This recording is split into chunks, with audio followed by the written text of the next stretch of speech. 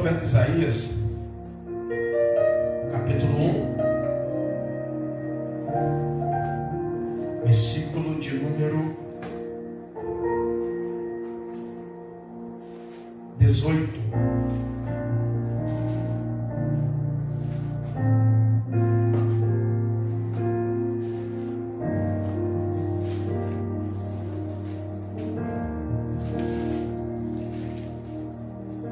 Senhor, que nessa noite o Senhor venha falar conosco, através da sua palavra, através deste ensino, através desse estudo, que o Senhor venha se revelar a nós, porque o que liberta é a palavra, o que transforma a vida do homem é a tua palavra. Então, Senhor, em nome de Jesus, que o Senhor esteja conosco. Amém. Sexta-feira passada nós falamos sobre algumas personalidades do livro do profeta Isaías. E hoje nós vamos falar sobre a grandeza de Deus nesse livro.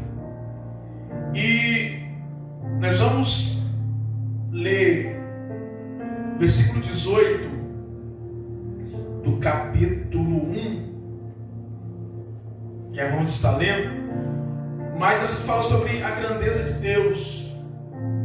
E não só grandeza, porque quando nós falamos em grandeza de Deus, achamos que é no tamanho de Deus, porque a Bíblia diz que a terra é o estrado dos pés do Senhor. Então imagina o tamanho de Deus, né? Se a terra é o estrado, é o descanso dos seus pés, mas não por seu tamanho, mas por aquilo que Ele é, por aquilo que Ele pode fazer. E nós vamos ter 2 sextas-feiras aqui, Deus permitindo, porque o que nós vamos falar daqui em diante, o profeta Isaías, ele trazendo uma palavra de esperança para o povo.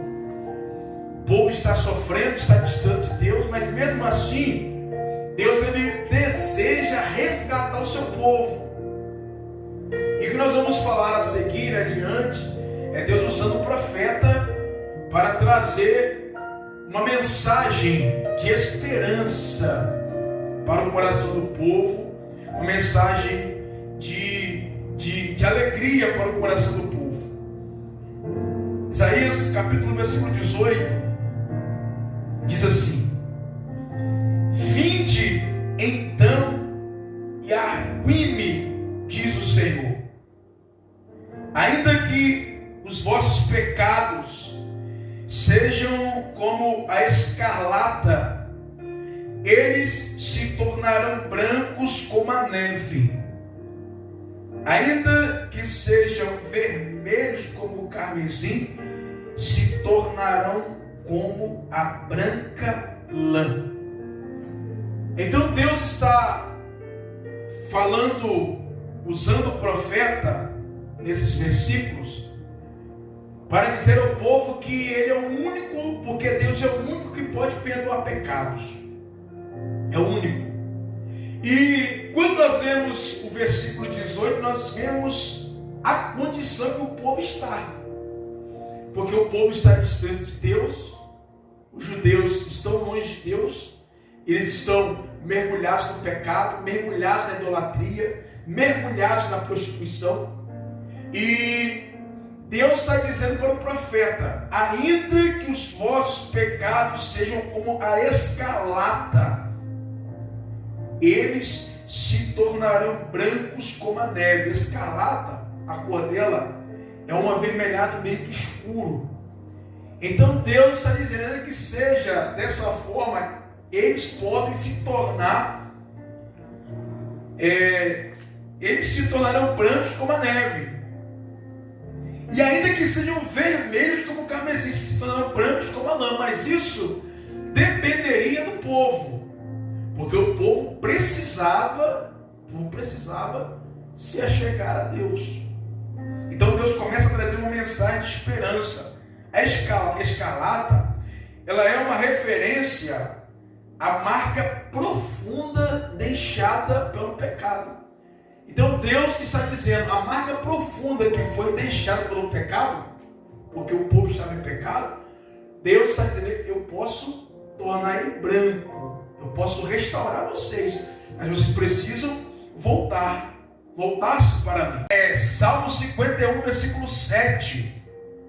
O Salmo 51 é o momento em que o pecado de Davi é descoberto pelo profeta Natan. Deus que revela ao profeta Natan do seu adultério.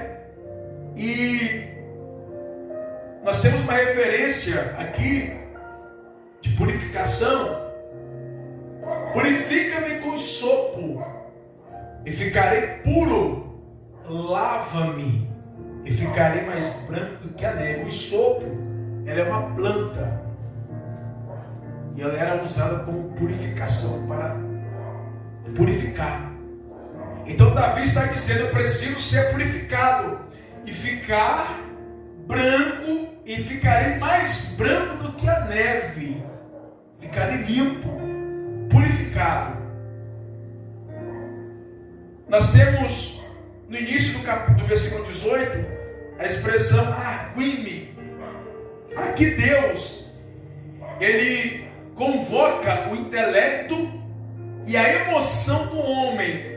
Essas duas dimensões, elas são importantes e necessárias para relacionar-se com o Altíssimo, que é o intelecto e as emoções.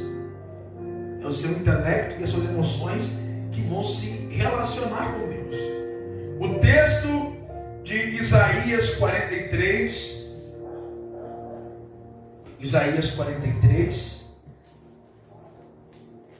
versículo 26.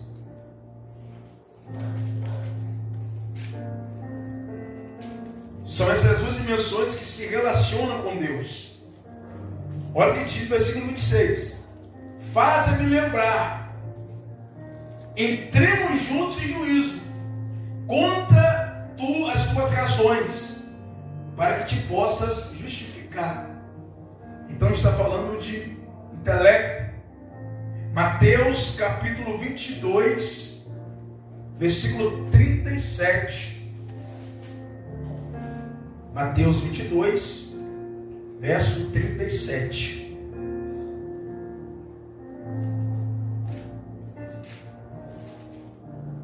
E Jesus disse-lhe: amarás o Senhor teu Deus de todo o teu coração e de toda a tua alma e de todo o teu pensamento. Quando a Bíblia faz referência ao coração, é os sentimentos. É porque Deus, ele, quando se diz a Deus, olha para o coração, não é o coração de carne que nós temos, são as emoções. Então ele está dizendo: amarás ao Senhor teu Deus de todo o teu coração, de toda a tua alma, de todo o teu entendimento, de todo o teu pensamento. Esse é o primeiro e grande mandamento. Romanos 12, versículo 1, é um texto bem conhecido. Romanos 12, verso 1. Rogo-vos, pois, irmãos, pela compaixão de Deus, que apresenteis os vossos corpos em sacrifício vivo, santo e agradável a Deus, que é o vosso culto racional. O que é um culto racional? Um culto com entendimento. É um culto com entendimento. Hoje estava conversando, eu e o Flávio estávamos conversando que as pessoas, elas está havendo muita desordem nas igrejas. A irmã Cris, nós estávamos conversando aqui no início sobre o culto de quarta-feira. Por que Deus usou o pregador? Porque ele se preparou, ele veio com entendimento, ele veio para adorar a Deus. E as pessoas, elas não entendem que a mente, o entendimento, é onde você consegue se conectar, quando você entende. É por isso que Paulo, ele escreve aos Coríntios, falando acerca da ceia, que eles haviam perdido o entendimento do que é a ceia, a Santa Ceia do Senhor. É a Santa Ceia. Então eles estavam fazendo por fazer. E Quando a gente vem para a igreja, eu vou por ir, eu vou porque precisa ir, eu vou porque senão o pastor vai ligar, eu vou por causa disso, por causa daquilo. Então, nós precisamos ter um culto racional, um culto com entendimento. E isso faz toda a diferença. E esse arco-íris aqui, que o Senhor está dizendo, é isso. É a mente, é o intelecto, são as emoções, que é onde Deus ele se manifesta, se relaciona, o homem se relaciona com Deus. Segundo Pedro, capítulo 3, segunda epístola de Pedro, capítulo 3, versículo 1. Vamos ler esse texto que também está dentro daquilo que nós estamos falando aqui. Segundo Pedro 3, versículo 1. Amados, escrevo-vos agora esta segunda carta, em ambas as quais desperto com exortação o vosso ânimo sincero. Então está falando das suas emoções, o vosso ânimo sincero. Então Deus está dizendo para o povo. Aí na epístola de 1 João, capítulo de número 1, epístola de 1 João, capítulo 1, verso 8. Se dissermos que não temos pecado, enganamos-nos a nós mesmos, e não a verdade em nós. Se confessarmos os nossos pecados, Ele é fiel e justo para nos perdoar os pecados e nos purificar de toda injustiça. Se dissermos que não pecamos, fazemos-lo mentiroso, e a sua palavra não está em nós. Por que eu estou lendo esse texto? Porque Deus está falando da restauração de Israel, chamando o povo para a restauração, e só Ele pode perdoar pecados. Só o Senhor pode perdoar pecados. Não há outro, como eu disse. Eu estou lendo um livro chamado Teologia Prática. E houve um período em Roma que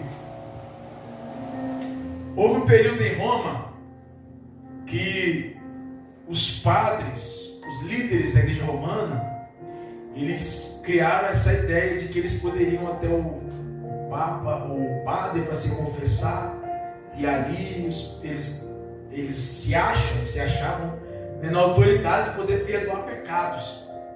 Só que a gente sabe que não é assim. E nós entendemos que só Deus pode perdoar pecados. Deus é que está no controle de todas as coisas. Salmos 24, versículo 1, diz que do Senhor é a terra e a sua plenitude, o mundo e aqueles que nele habitam. O Salmos 24 esse versículo aqui, primeiro, fala da natureza, porque Ele afundou sobre os mares e afirmou sobre os rios. Então, o Senhor, Ele tem o controle, o comando de todas as coisas. Nós vamos ver adiante aqui que o Senhor, Ele é grande, Ele é poderoso. E às vezes a gente fica se questionando por que Deus não faz logo isso, por que Deus não resolve logo isso. Ele pode fazer. Só que Deus não é mágico.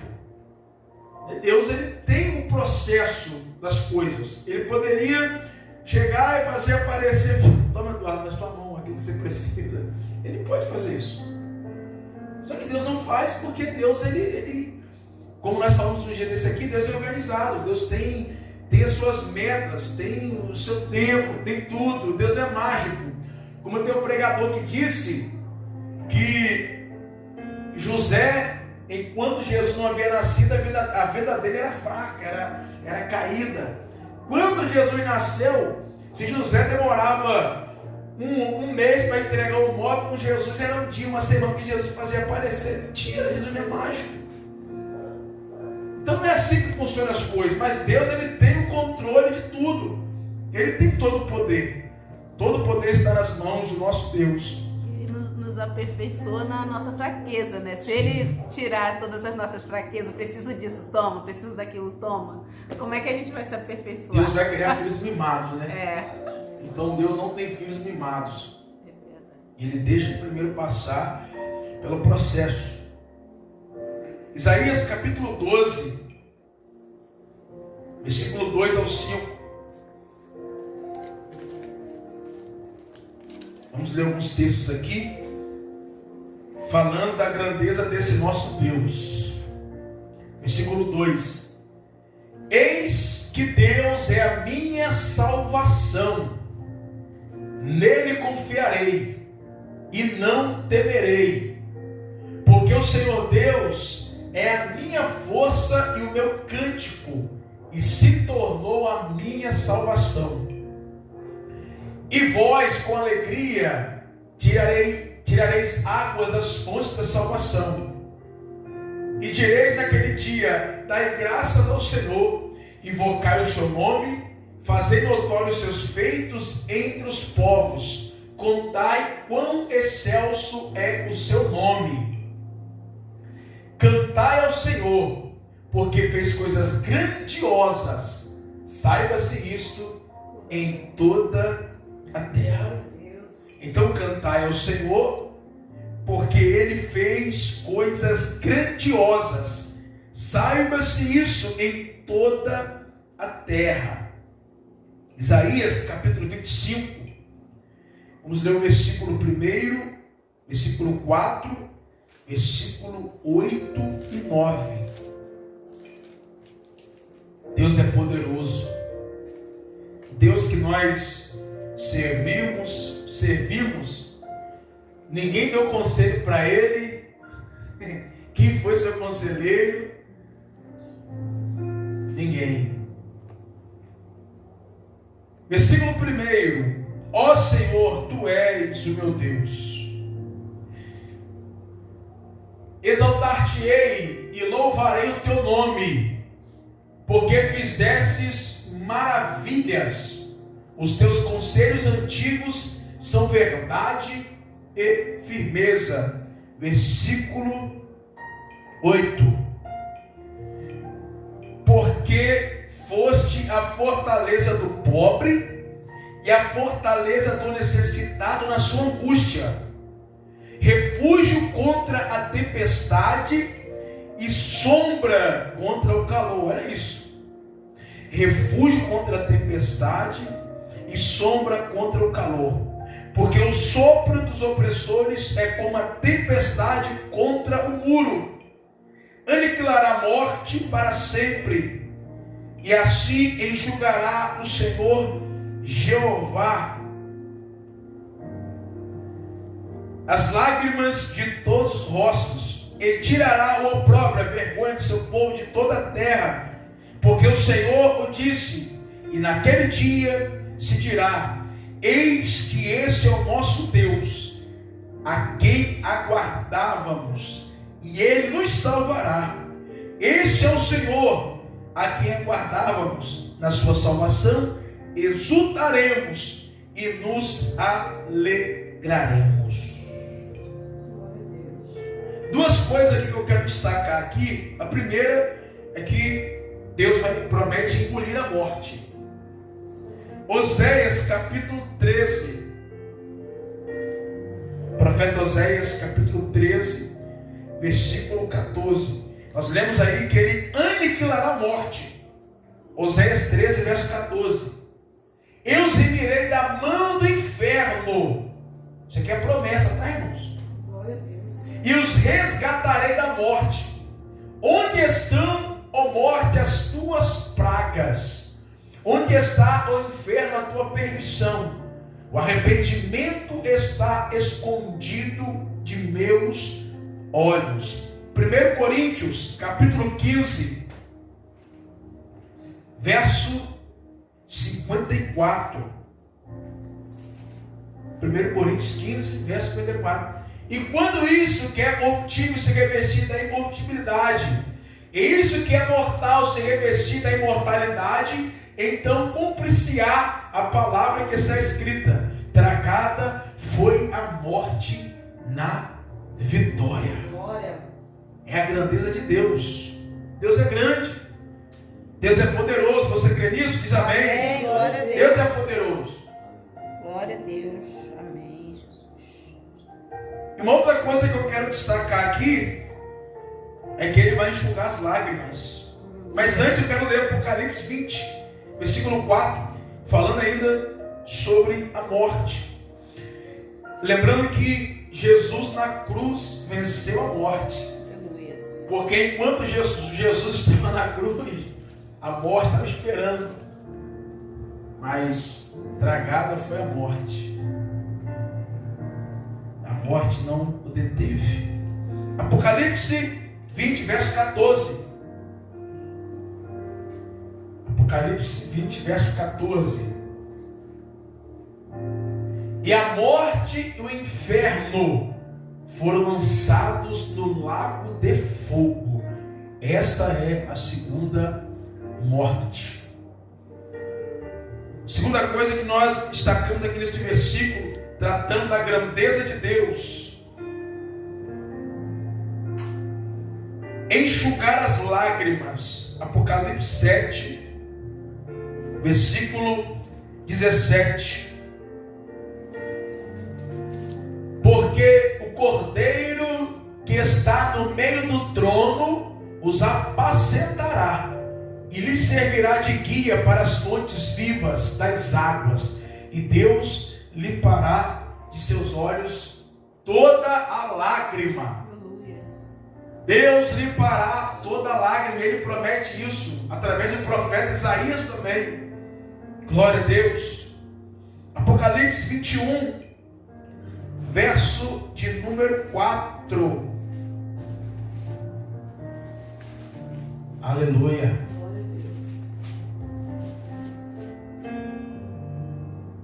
E Deus limpará de seus olhos toda a lágrima, e não haverá mais morte, nem pranto, nem clamor, nem dor, porque já as primeiras coisas são passadas.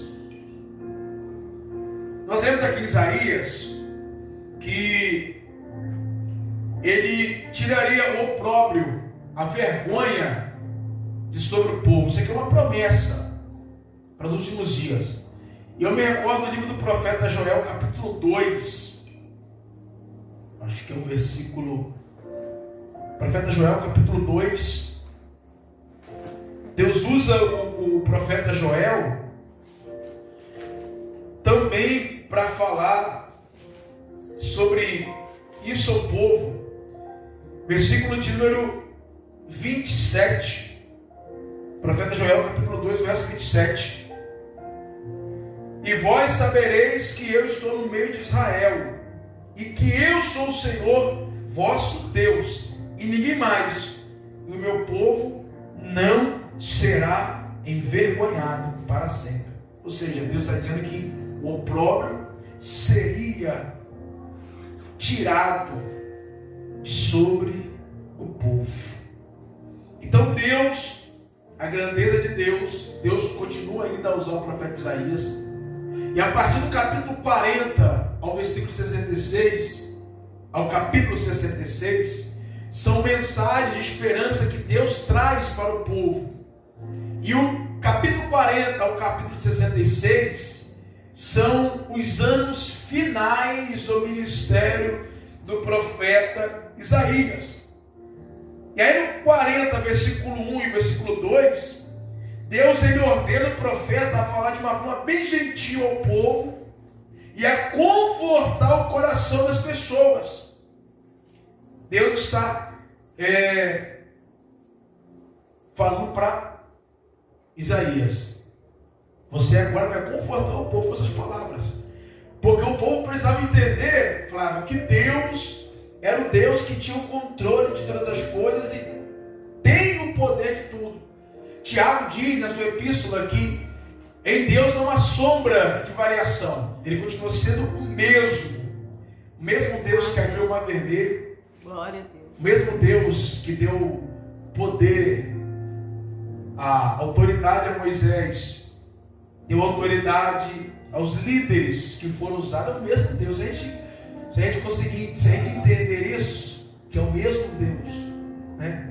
Pegar um pedaço de madeira, Senhor, ele tocar nas árvores, vai se abrir. A gente é que não tem a fé daquele povo, A né? gente que não tem a fé. Porque existem, se nós cremos, se nós tivermos fé, e a Bíblia diz que sem fé é impossível agradar a Deus. Em João capítulo 4, versículo 24, quando Jesus está conversando com a mulher samaritana, ele diz: Deus é Espírito. Deus é Espírito. Deus é Espírito. E eu estudei uma matéria no curso que eu fiz, eu ia até trazer a apostila, mas ia ficar um pouco fora do assunto, que fala sobre os atributos de Deus. E os atributos de Deus são muitos. E nós temos alguns que nós conhecemos, que é onisciência, onipresença, onipotência. Deus está em todo lugar, Deus sabe todas as coisas, Deus tem todo o poder. Então nós precisamos nos aproximar do Senhor com fé. E o que Deus está usando o profeta Isaías aqui agora é para trazer uma palavra de conforto ao povo, que eles estavam naquela situação. Eles iriam entrar para a escravidão. E Deus já estava dizendo: vocês vão entrar, mas vão sair. Vocês vão entrar, mas serão restaurados. Então Deus já estava trazendo uma palavra de conforto para ele. É como se eu dissesse, se Deus me usasse, dissesse para o irmão Eduardo: olha, você vai passar no vento, mas tu vai sair dele. É a mesma coisa. Então, quando nós entramos naquela situação, nós esquecemos que Deus disse que nós iríamos sair. Essa mensagem, ela tem 3 aspectos. Primeiro, a servidão de Israel está terminada. Deus já estava dizendo: a servidão já está terminada. Segundo, a culpa deles está perdoada. Terceiro, eles já receberam ampla punição por seus pecados. Agora Isaías 40, versículo 3 ao 5.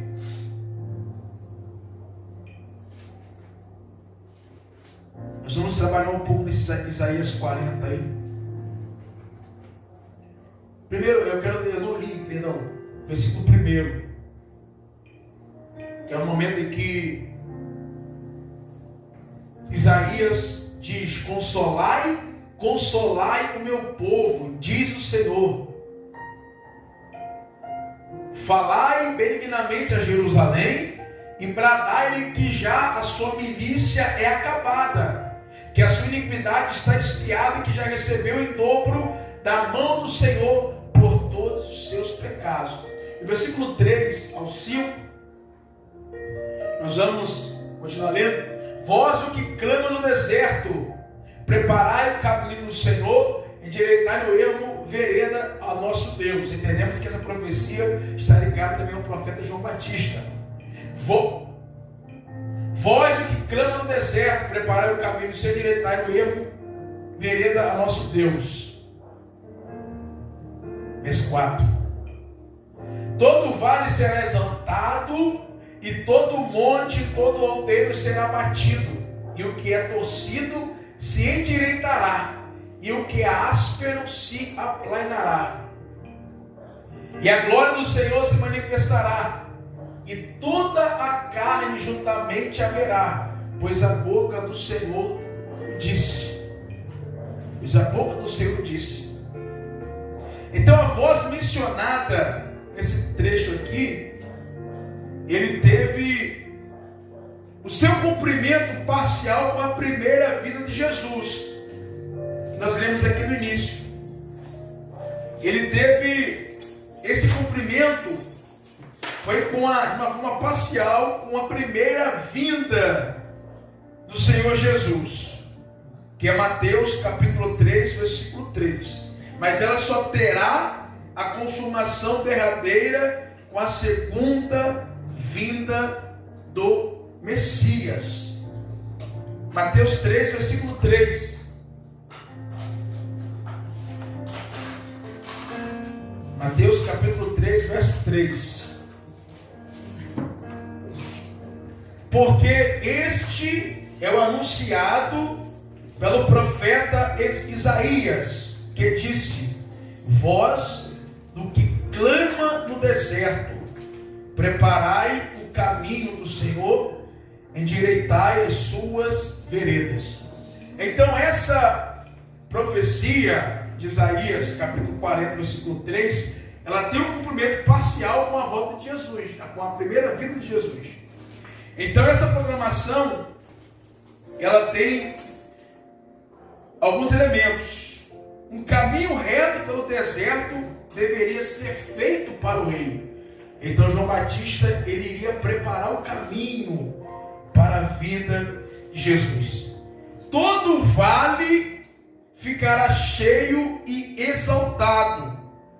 Todo monte ou colina será nivelado. Então, quando tudo isso se cumprir espiritualmente no coração de Israel, então a glória do Senhor se revelará para toda a carne.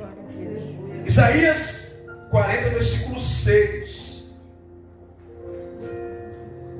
Isaías 40, verso 6.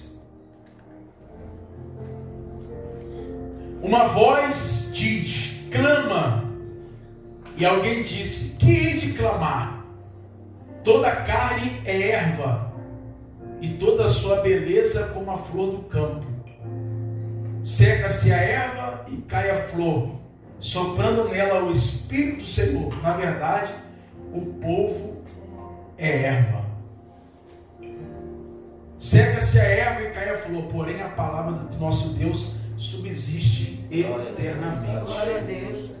A palavra do Senhor, ela subsiste eternamente. Então aqui o profeta Isaías está falando sobre uma voz celestial que ordenava uma voz terrena clamar palavras acerca da grandeza de Deus e da insignificância do homem. Então a grandeza de Deus e a insignificância do homem, tudo passa, diz a Bíblia. Então quando nós lemos aqui versículo 6, versículo 7, seca-se a erva e cai a flor, soprando nela o Espírito do Senhor. Na verdade o povo é erva. Então o que Deus está dizendo? Seca-se a erva, o povo seca, tudo passa. Tudo passa. Tudo é passageiro. Então o profeta está falando sobre a grandeza de Deus e a insignificância do homem. A beleza e a adoração do homem são como as flores e a grama, que logo cai e seca. Logo cai e seca. Tiago, Epístola de Tiago, capítulo 1, versículo 10. Glória a Deus. Tiago 1, versículo 10. Epístola de Tiago, capítulo 1, versículo 10.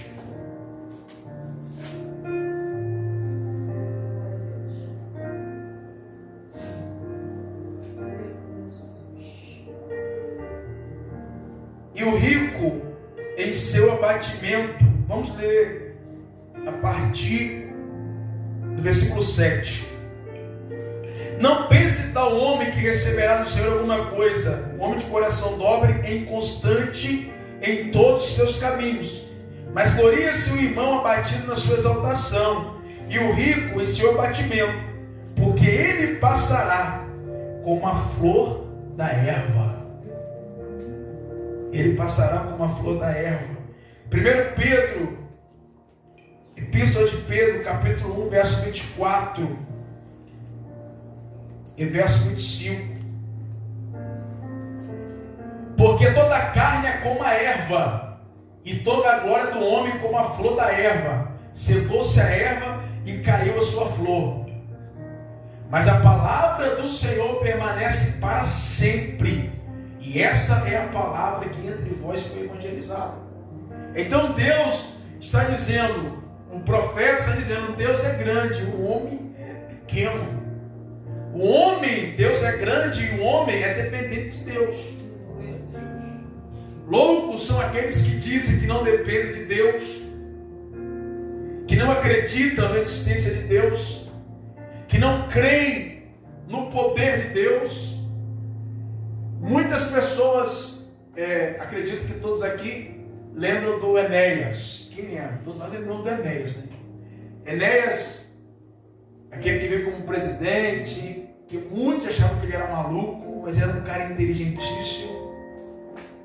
E ele disse, não tem como a gente olhar para todo esse universo, não tem como olhar para tudo e não crer que existe alguém por trás, que fez todas as coisas, que criou todas as coisas.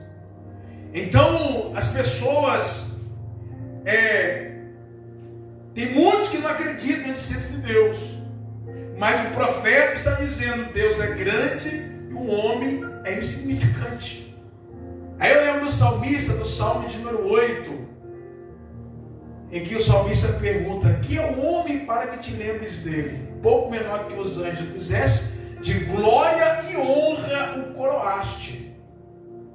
Então o profeta está falando, a beleza e a adoração do homem são como as flores, e a grama que logo cai e secam.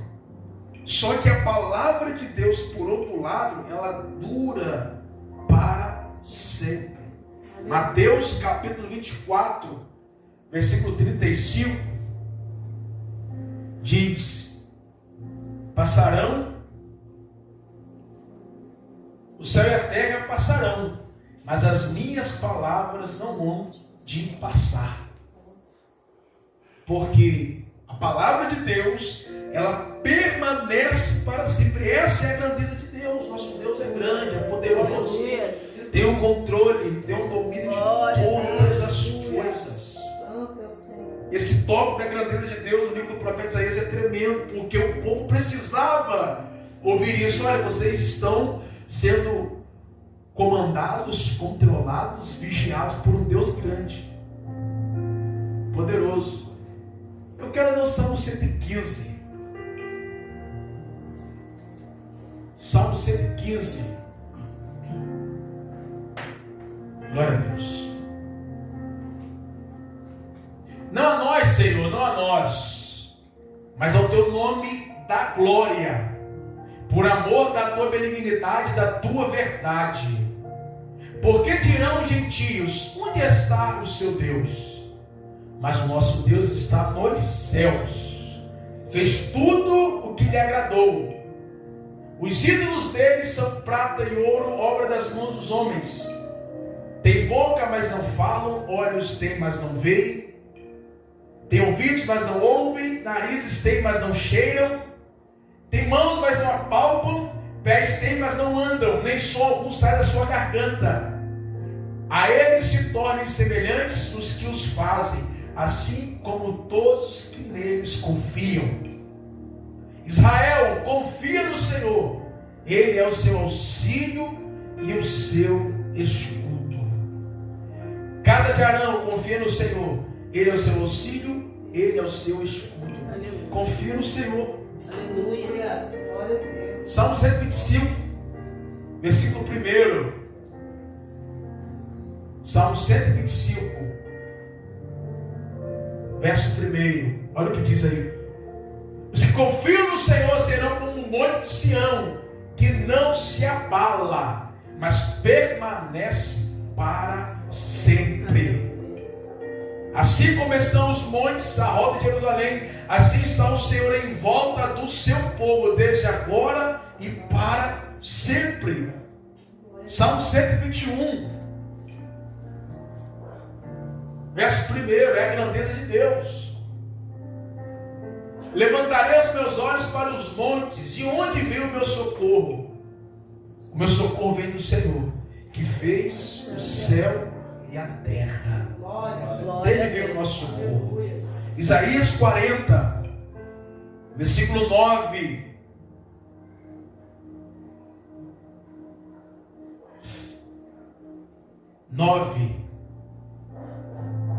Tu, ó Sião, que anuncias boas novas, sobe ao monte alto. Tu, ó Jerusalém, que anuncias boas novas, levanta a tua voz fortemente. Levanta, não temas, e diz às cidades de Judá: eis aqui está o vosso Deus.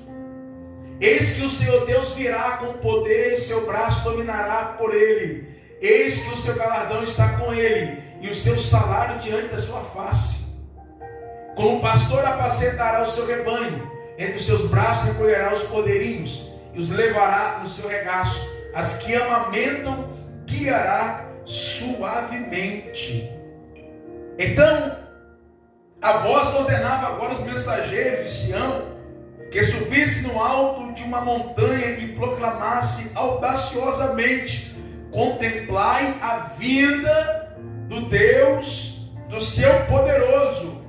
Ele vem como um rei que governará sobre vocês e irá recompensá-los. Ele vem como um pastor que os alimentará gentilmente e os conduzirá. Isaías, do versículo 40, versículo 12 ao 31, esse rei e pastor vindouro, ele tem todo o poder. Por que ele tem todo o poder? Porque isso é visível nos textos que nós vamos ler agora, Isaías 40. Isso é visível no modo como ele lida com a natureza. Versículo 12: quem mediu na concha da sua mão as águas? Quem mediu?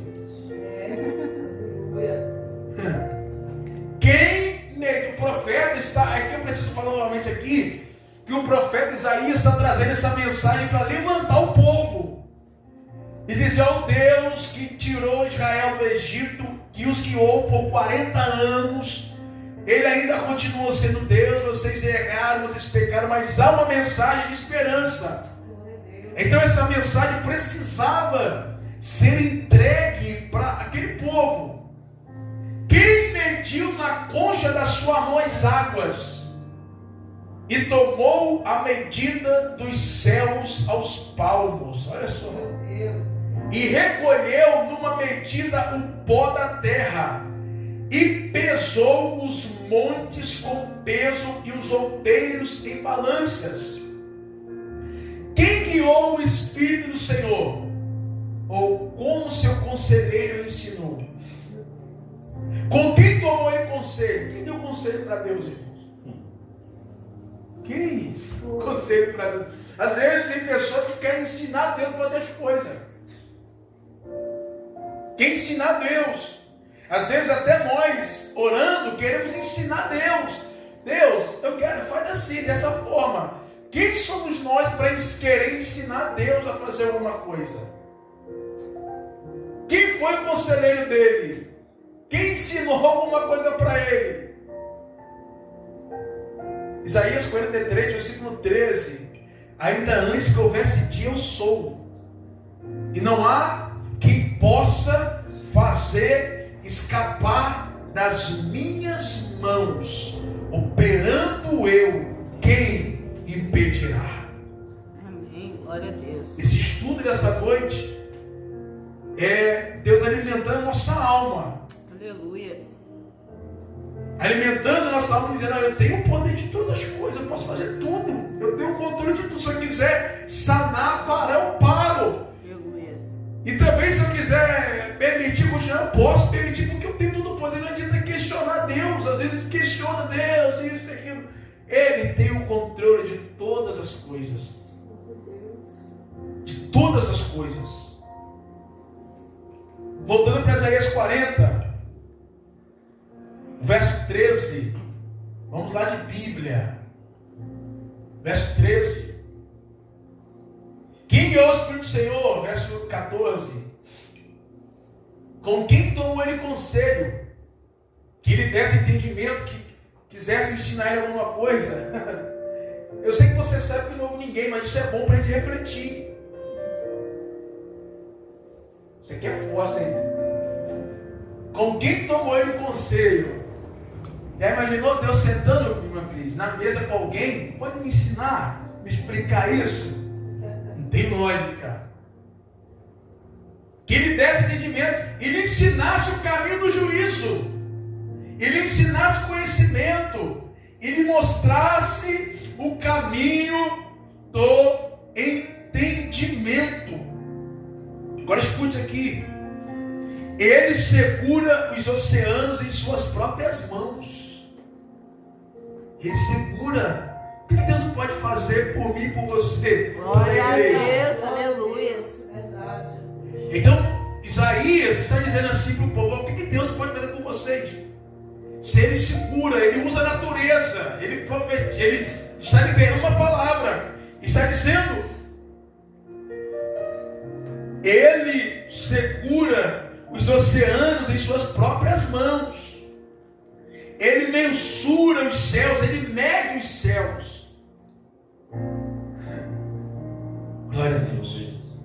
Ele conhece o peso da terra e das montanhas. E não precisa do conselho de anjos, do conselho dos demônios ou dos homens. Romanos capítulo 11, verso 34. Carta de Paulo aos Romanos 11, verso 34. Porque quem compreendeu a mente do Senhor? Ou quem foi seu conselheiro? 1 Coríntios capítulo 2, verso 16. Verso 2, capítulo 2, verso 16. Porque quem conheceu a mente do Senhor, para que possa instruí-lo? Mas nós temos a mente de Cristo. Aleluia. Glória a Deus. E o profeta Isaías continua no Isaías 40, trazendo uma mensagem de esperança ao povo, porque ele está dizendo que Deus tem todo o poder. Isso é visível da forma como ele lida com a natureza. Segundo, isso é visível no modo como ele lida com as nações. Versículo 15, 40, verso 15.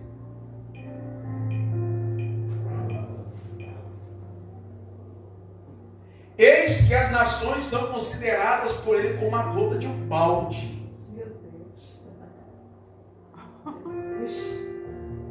E como o pó miúdo das balanças, eis que ele levanta as ilhas como uma coisa pequeníssima. Nem todo o Líbano basta para o fogo, nem os seus animais bastam para holocaustos. Todas as nações são como nada perante ele. Ele as considera menos do que nada e como uma coisa vã. Se os líderes, alguns líderes das nações lessem isso daí. Agora o período da pandemia. Qual foi a ação aí forte? Justamente. Todos, o mundo se curvou. Então as nações é como uma gota d'água em um balde, nada diante de Deus.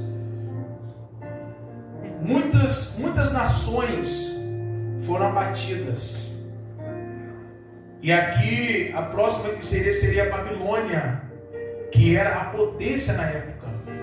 Que Deus estava dizendo para eles: vocês serão levados cativos, mas a nação será abatida. Deus abateu o Egito, Deus abateu a Síria, Deus abateu a Babilônia, Deus abateu a Grécia, abateu Roma e vai abater mais nações.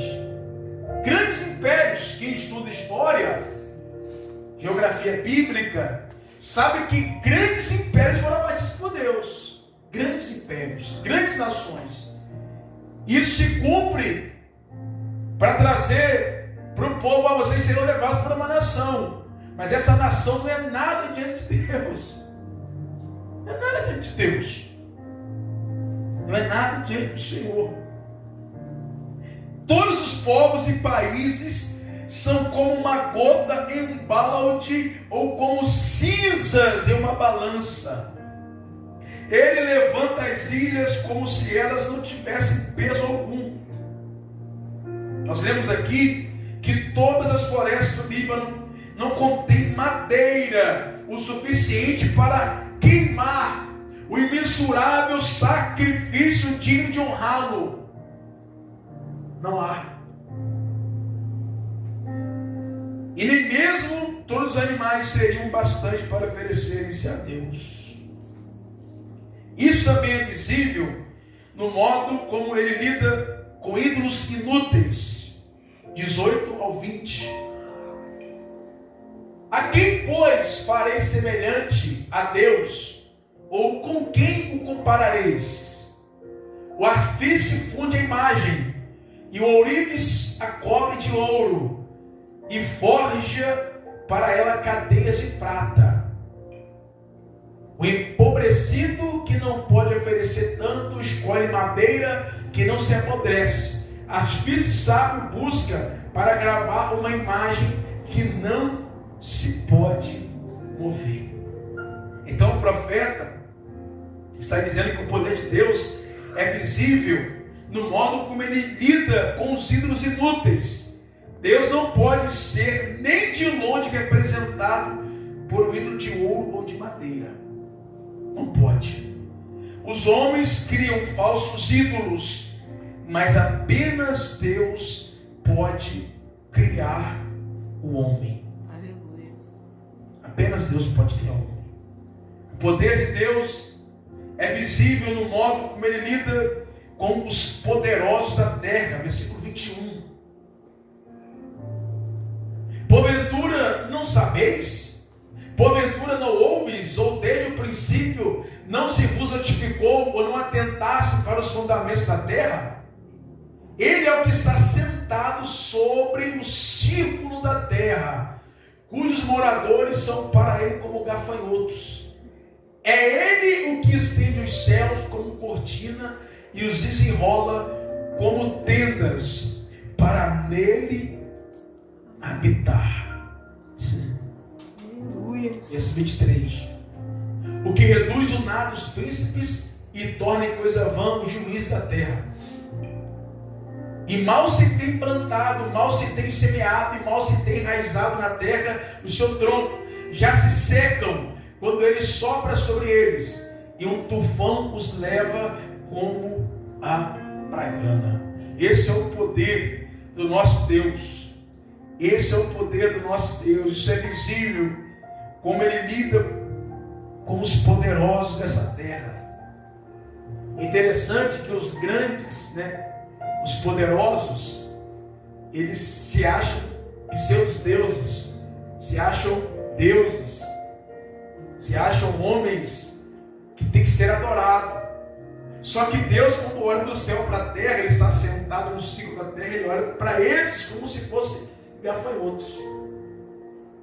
Isso é visível no modo como ele lida com esses poderosos, porque eles pensam que eles não serão abatidos. Recentemente, um líder foi abatido do Irã, porque eles pensam que por eles terem uma guarnição, poder bélico, serem protegidos. O Salmo 127, se eu não me engano, 127 diz que se o Senhor não guardar a casa, em vão Se o Senhor não edificar a casa, em vão trabalham os que edificam. Se o Senhor não guardar a cidade, em vão vigia a sentinela. Então não adianta, tu pode ter cerca, tu pode ter toda a proteção, pode ter todo o poder bélico, mas se não tiver a proteção do Deus que é grande, poderoso, irmão. A Bíblia também diz que você não pode tentar o Senhor Deus. Não tentarás o Senhor teu Deus. Não tentarás. Jesus também cita isso em Mateus capítulo 4. Só que se o Senhor não guardar a casa, se o Senhor não edificar, em vão será o seu trabalho, em vão será levantar de madrugada, comer o pão de dores. Vai ser em vão se o Senhor não guardar. Os Estados Unidos, antes, eles estavam hoje falando com o Flávio que toda a Europa foi, durante um período, um berço do avivamento. Só que, quando você lê, alguns pastores vão lá, as grandes igrejas que marcaram o seu tempo, fizeram história, eles rejeitaram a Deus. Rejeitaram a Deus. E os Estados Unidos, eles rejeitaram a Deus. Porque feliz é a nação cujo Deus é o Senhor. E se os poderosos, se os grandes entendessem que eles precisam de Deus, que eles precisam do Senhor, que há um Deus que tem todo o poder e que controla todas as coisas, a vida deles seria diferente. Estou terminando. A ignorância voluntária do homem em relação à grandeza de Deus é indesculpável. O homem é ignorante em relação à grandeza de Deus. Eles pagam o preço por sua ignorância. Eu quero ler Romanos 1, verso 18.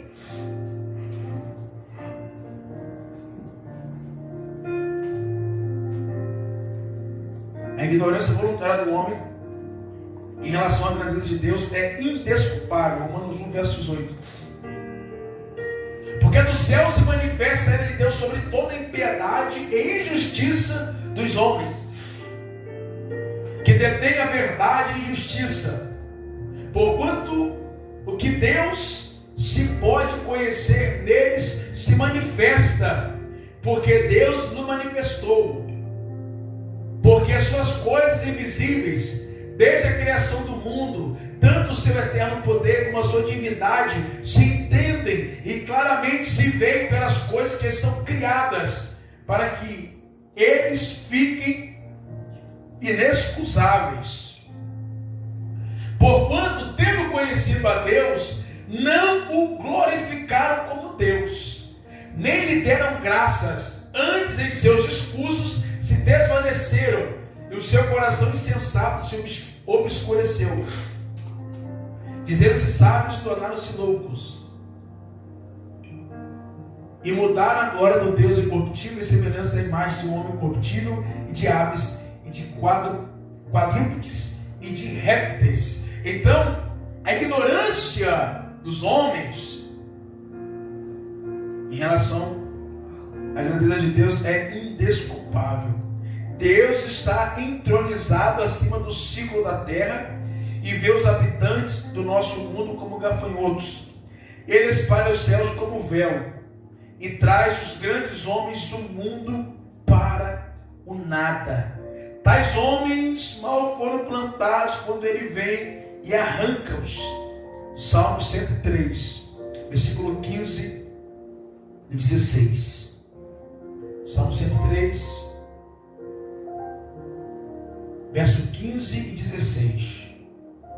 Quanto ao homem, os seus dias são como a erva, como a flor do campo, assim floresce. Passando por ela o vento, logo se vai, e o seu lugar não será mais conhecido.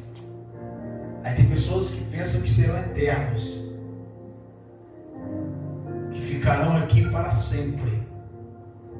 Deus está dizendo que não. Seus dias são contados, porque Deus é grande e o homem está nas mãos, no controle de Deus. Isso também é visível no modo como ele lida com as estrelas. Versículo 4, Isaías 40, verso 25. Estou terminando aqui. Isaías 40, verso 25. O poder de Deus é claro na forma como ele lida com as estrelas. A quem, pois, me farei semelhante, para que eu lhe seja igual, diz o Santo. Levantai ao alto os vossos olhos, e vede quem criou estas coisas. Foi aquele que faz sair o exército delas segundo o seu número. Ele as chama a todas pelos seus nomes, por causa da grandeza das suas forças, e por quanto é forte em poder, nenhuma delas faltará. No começo ele criou todas as coisas, estrelas. Ele sabe o número delas. Ele deu um nome para cada uma. Cada estrela tem um nome. Salmos 147, versículo 4. Salmos 147, verso 4. Conta o número das estrelas, chamas a todas pelos seus nomes. Glória a Deus. Isso é visível no modo como ele lida com os eleitos. Isaías 40, versículo 37.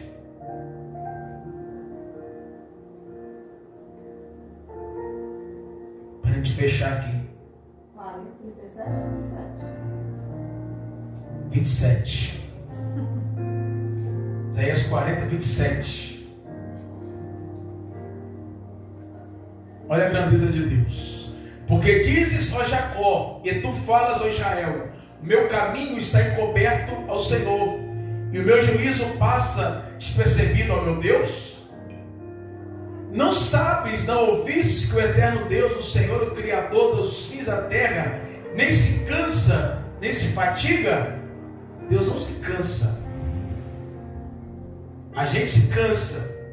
Mas o salmista diz assim: o guarda de Israel não dorme, está com os olhos bem abertos. A Bíblia diz que os olhos do Senhor são como chama de fogo. Ele passa por toda a terra, contemplando os bons e os maus. Ele vê tudo. O salmista, depois eu quero ler esses salmos, se não me engano, 139, depois eu vou ler. É insondável o seu entendimento. 29. Dá força ao cansado. Está cansado? Mas é fisicamente assim que nós estamos. Depois da labuta do dia, do trabalho. Mas esse cansaço é um cansaço espiritual. Às vezes fica cansado. Ele está dizendo: dá força ao cansado e multiplica as forças ao que não tem nenhum vigor. Os jovens se cansarão e se fatigarão, e os moços certamente cairão. Mas os que esperam no Senhor renovarão as suas forças. Subirão com asas como águias, correrão e não se cansarão, caminharão e não se fatigarão. Quem crê nessa promessa? Você quer a promessa de Deus para nós? É por isso que, irmão Eduardo, Isaías está trazendo essa mensagem para o povo. Olha, vocês precisam crer nesse Deus. Aleluia. Vocês precisam crer nesse Deus, na grandeza de Deus. O Deus que tem todo o poder, o Deus que abriu o mar vermelho por Moisés, o Deus que guiou Israel do Egito. Irmãos, o Deus que ordenou que descesse maná dos céus para alimentar o povo. É o mesmo Deus que nós servimos. Glória a Deus, aleluia. Porque o que está faltando para nós é crer.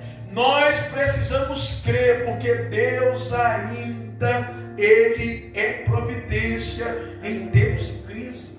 Deus ainda se manifesta no meio de situações difíceis. Deus ainda tem todo o poder. Ele diz: os que esperam no Senhor renovarão as suas forças.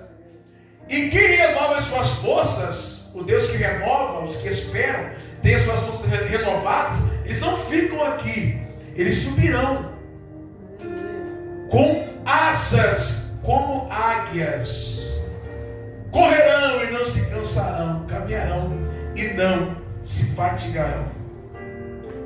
O eterno Deus tem uma força infinita e uma visão insondável, portanto ele dá poder ao fraco que espera nele. Isso permite ao fraco caminhar, correr e voar como uma águia. Isso permite ao fraco caminhar, correr e voar como uma águia. Esse é o nosso Deus. É a grandeza de Deus. É o Deus que tem todo o poder. Isaías está trazendo essa mensagem ao povo. E para a gente terminar, Salmo 139.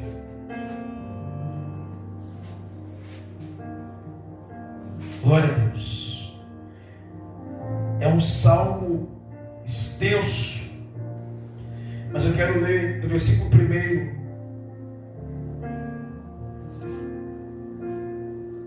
Vamos ler, a gente terminar esses salmos aqui, faltam 5 para as 9.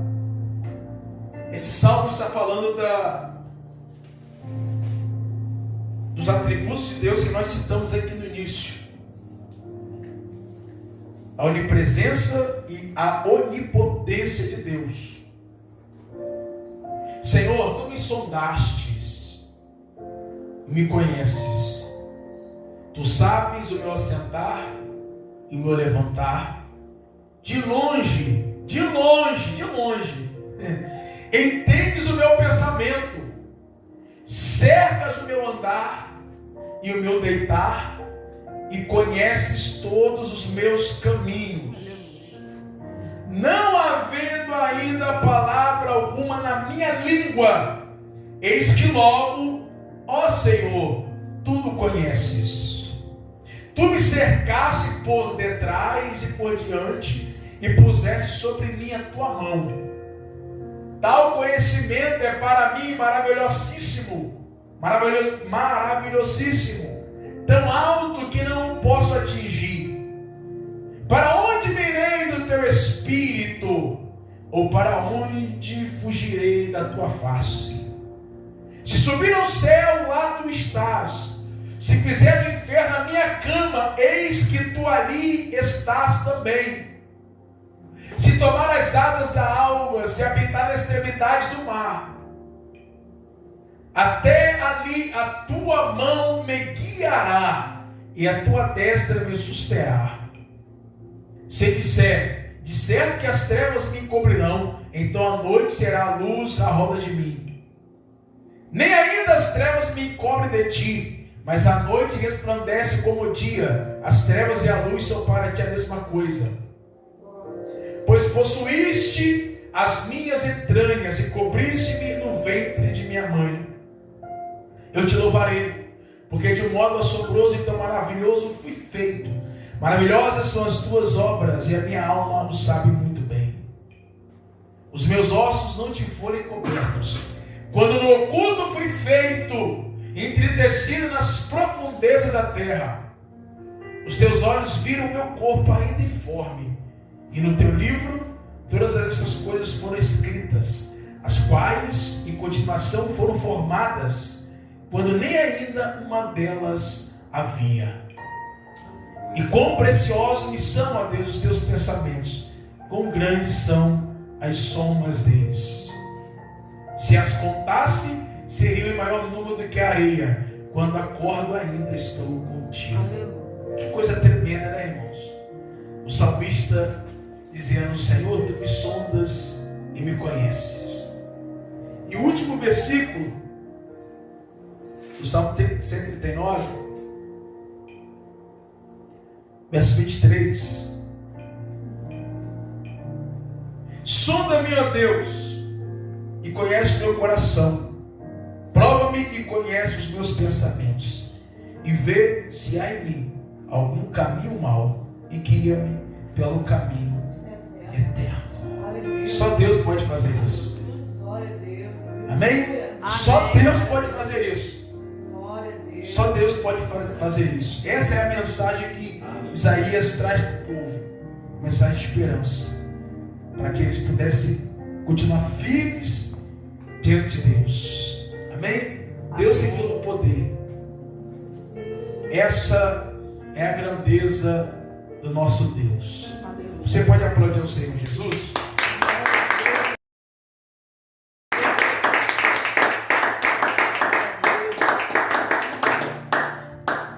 Glória a Deus.